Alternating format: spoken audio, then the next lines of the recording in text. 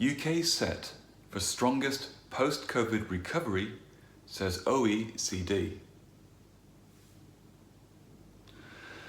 The UK economy's recovery from the pandemic is set to be stronger than previously thought, a leading international agency has suggested. The Organisation for Economic Cooperation and Development says the UK is likely to grow 7.2% in 2021, up from its March projection of 5.1%. The OECD raised its forecast for global growth to 5.8% compared with the 4.2% it predicted in December.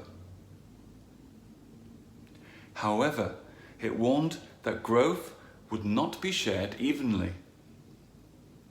The UK's growth is set to be the fastest among the large, rich countries, the OECD says.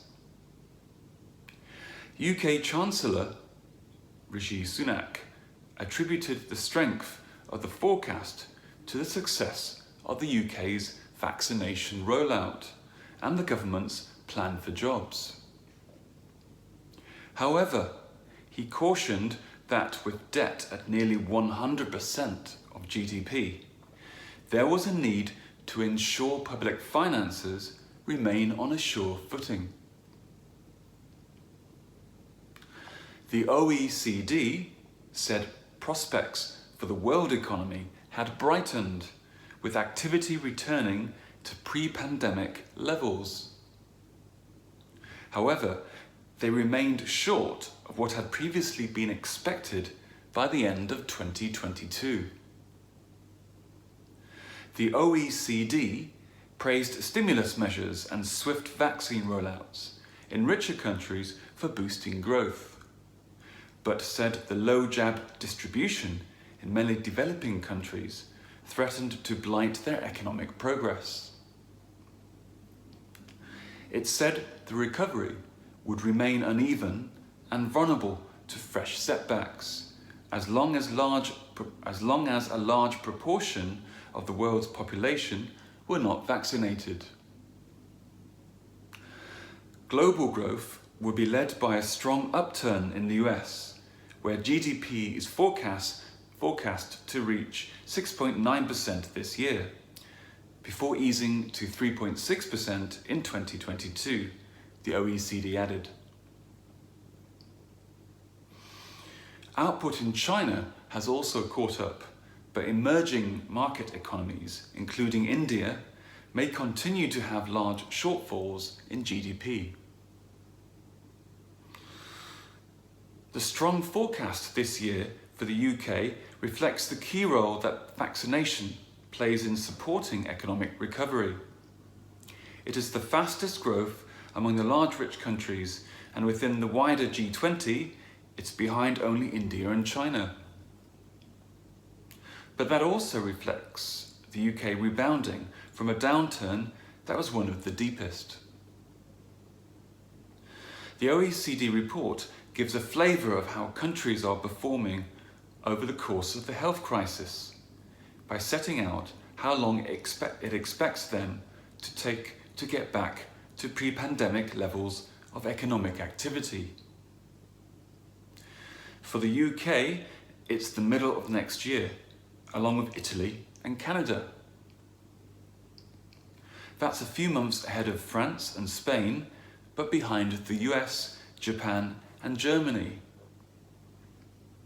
It's also behind several emerging economies, including China, which was the first to regain the lost ground.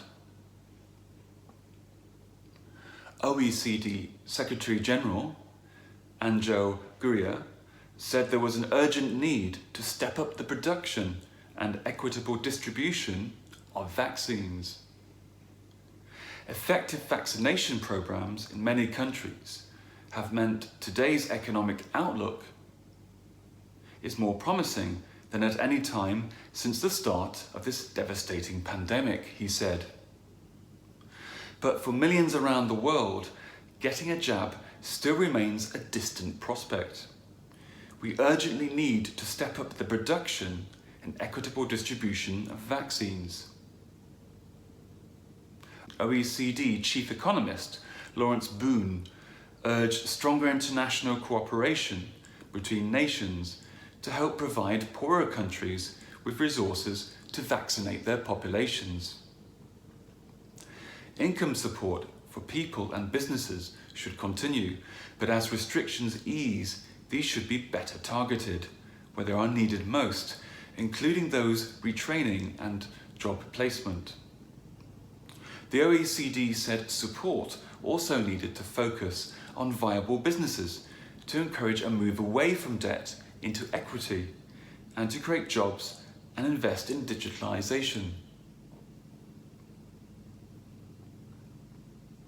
Public debt has risen in most economies as a result of the pandemic, but current low interest rates have made servicing the debt manageable.